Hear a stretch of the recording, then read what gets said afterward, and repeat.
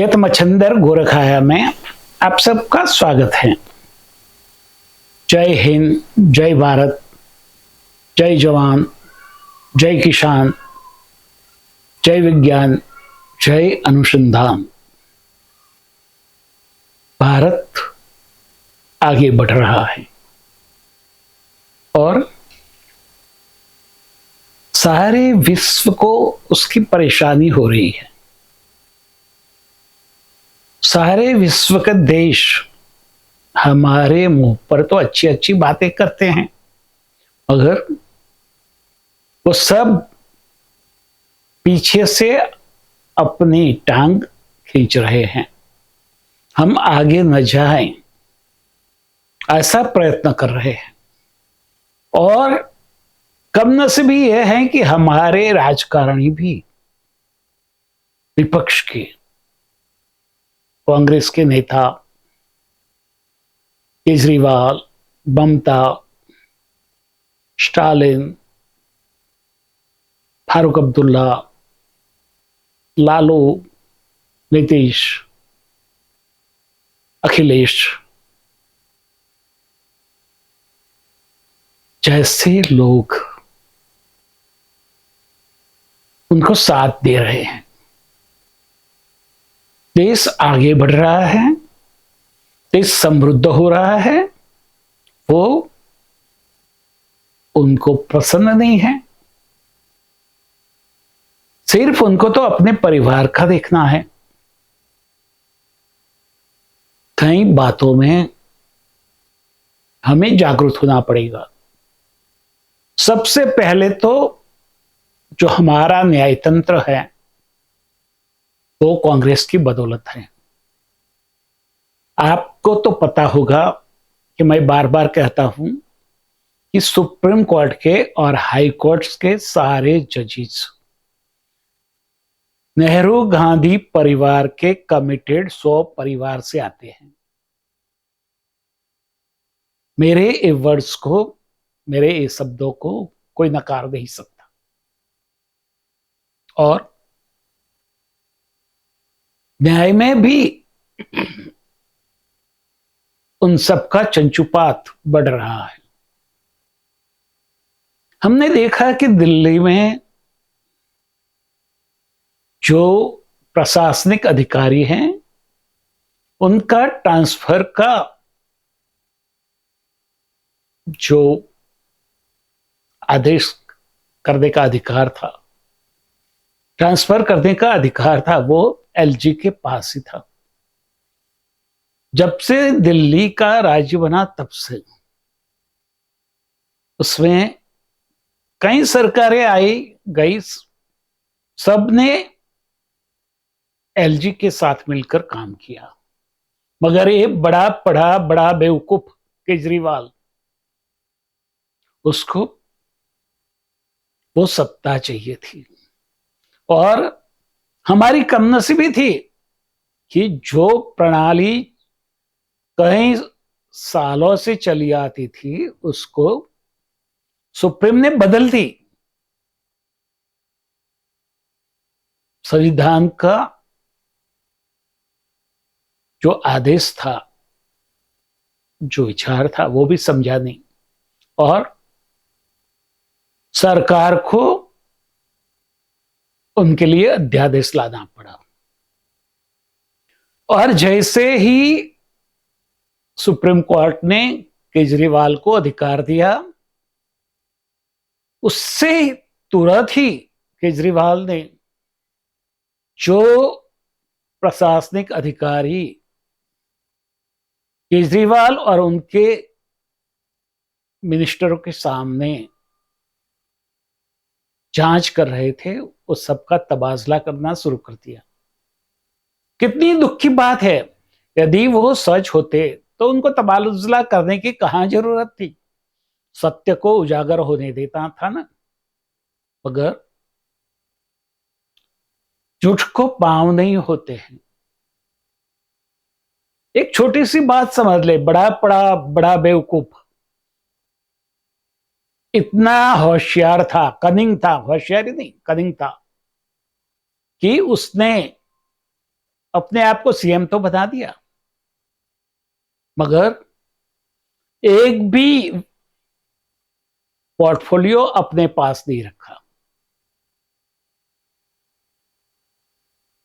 Cabinet में meeting तो मिलती थी, सारी बातें तय होती थी, मगर सीएम के होद्दे के अनुसार वो साइन भी नहीं करता था।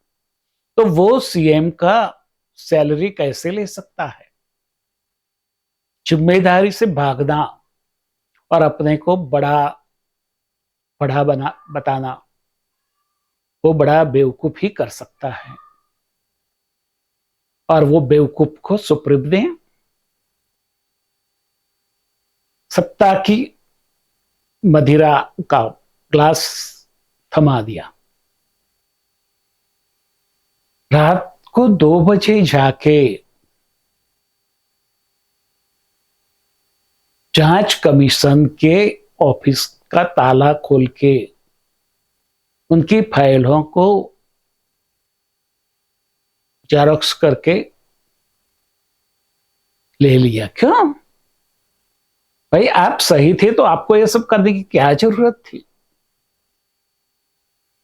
दिल्ली का सीएम बाकी के राज्यों के सीएम से थोड़ा सा नीचे होता है। उनको भी उनके हिसाब से रेसिडेंस मिलता है, जो रेसिडेंस आज तक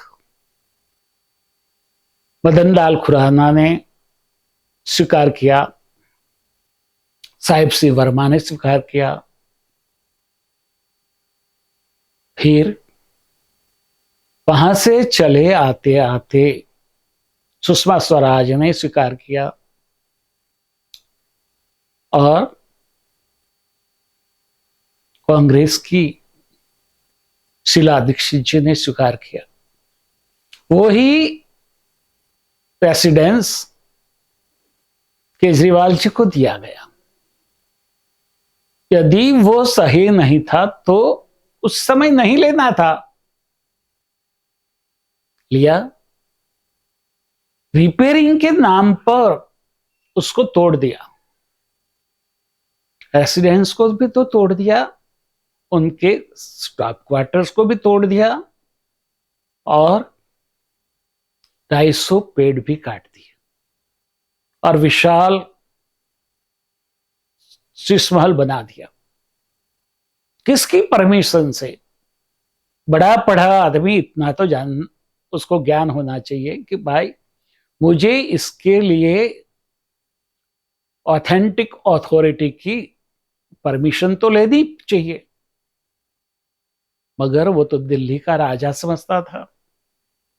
उसने किसी की भी परमिशन के बिना रिपेयरिंग के नाम पर पूरा नया शीश महल तैयार कर दिया और इतना बड़ा बना दिया कि जो स्टेट के सीएम को भी नहीं मिलता है। सोचो ये करने की हिम्मत उनकी कैसे हुई? दिल्ली की प्रजा ने उसके ऊपर ध्यान भी नहीं दिया और पूरे देश की प्रजा को भ्रम में रखते हुए उसने अपना रेसिडेंस भी बना लिया, जो अपने आप को सारे जो निर्णय थे कैबिनेट के उनसे अलग रखता था। वो ऐसे फंस गया कि अभी बाहर निकलने के लिए वो खुदाखुद कर रहा है, मगर और कादव में खुपता जा रहा है और निकलने के लिए उनकी सारी कोशिशें नाकाम होगी। ऐसे ही राहुल गांधी को आदत हो गई है, कांग्रेसियों को आदत हो गई है कि झूठ बोलो, प्रजा को भ्रमित करो, सरकार को गाली दो, मोदी को गाली दो, उसको गाली देने का अधिकार है। राजकारण की जो गरिमा थी, भारतीय राजकारण की जो गरिमा, वो इतनी गिरा दी और हमारी जुडिशरी उसको देखती रही, तमाशा देखती रही। दुख होता है क्योंकि वो सारी जुडिशरी कांग्रेस की कमिटेड परिवार से आती थी। क्या इस देश में और कोई ऐसे एडवोकेट नहीं है, होनहार एडवोकेट नहीं है जो जज बन सके, जो सही न्याय कर सके? तीस्ता को कैसे बेल दिए? हम सब जानते हैं। क्या ऐसे न्यायाधीशों को खुला दौर देना चाहिए या उसके ऊपर इम्पीचमेंट नोटिस लाकर उसको हटाना चाहिए? चंद्रचूड़ जी, उनको अभी मणिपुर की बात याद आती है 77 दिन के बाद, मगर अभी बने राजस्थान में और छत्तीसगढ़ में जो भी किस्से घटे, मैं ज्यादा नहीं बोलता हूं, वहां उससे भी बदतर हालत में दोनों औरतों को परेशान किया गया, जलाया गया, एसिड से जलाया गया। क्या वो स्वतः संज्ञान नहीं ले सकते हैं? मणिपुर में जो हुआ वो मैं कहूंगा तो आपको शर्मिंदगी होगी कि वो भी एक फैब्रिकेटेड प्लान था। यदि हम धर्म परिवर्तन करने वाले हमारे आदिवासी और हरिजन भाइयों को अनामत देंगे, तो जो सही में धर्म परिवर्तन नहीं किया है और जिसको जरूरत है उसको अनामत में लाभ नहीं मिलेगा। और वो जानबूझ के चुकादा देकर वहां का जो राइट्स की घटनाएं घटी, कई लोग मर गए, उसमें न्यायतंत्र भी जला। उस वो वहां न्यायतंत्र की भी वहां संडोवनी है। वो जज जिसने चुकादा दिया उसके कुंडली खंगाले तो पता चलेगा कि वो जो आज तक किसने नहीं दिया ऐसा आदेश क्यों दिया। हमें सारे घटनाओं से सावधान होकर अपना और अपने देश का अस्तित्व और गौरव संभालने के लिए जागरूक होना पड़ेगा, खड़ा होना पड़ेगा। और ऐसे लोगों को जो देश विरोधी तत्वों को साथ दे रहे हैं उसको राजकारण से बाहर फेंकना पड़ेगा।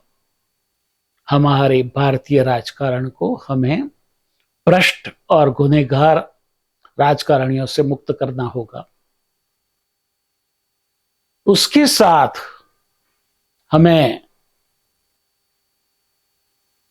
हमारे देश में कई सारी गैंग जो गुनाहित प्रवृत्तियां कर रही हैं, कई लोग जेल में भी हैं, सजा काट रहे हैं और फिर भी जेल में बैठे बैठे अपनी गैंग का संचालन कर रहे हैं। क्या ऐसा हो रहा है? छोटा बच्चा भी समझ सकता है कि उसको राजकारण का सहारा है, वो राजकारण के जोर पर ये सब कर रहे हैं। तो हमें वो सारे गैंगों को खत्म करना पड़ेगा और उसके लिए हमारी आवाज उठानी पड़ेगी। हमें सब कुछ भूलना पड़ेगा। हम भारतीय हैं और भारतीय राजकारण को भ्रष्ट और गुनहगार राजकारणियों से मुक्त करेंगे। ये प्रतिज्ञा हमारे युवाओं को लेनी पड़ेगी और हमारे युवाओं को सक्रिय होना पड़ेगा।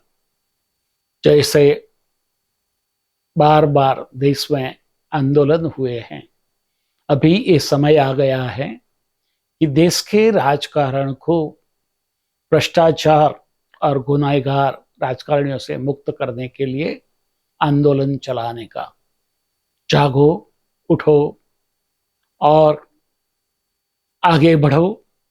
देश की शान बढ़ाने के लिए, देश का सर पूरे विश्व में गौरव से खड़ा करने के लिए। तथास्तु।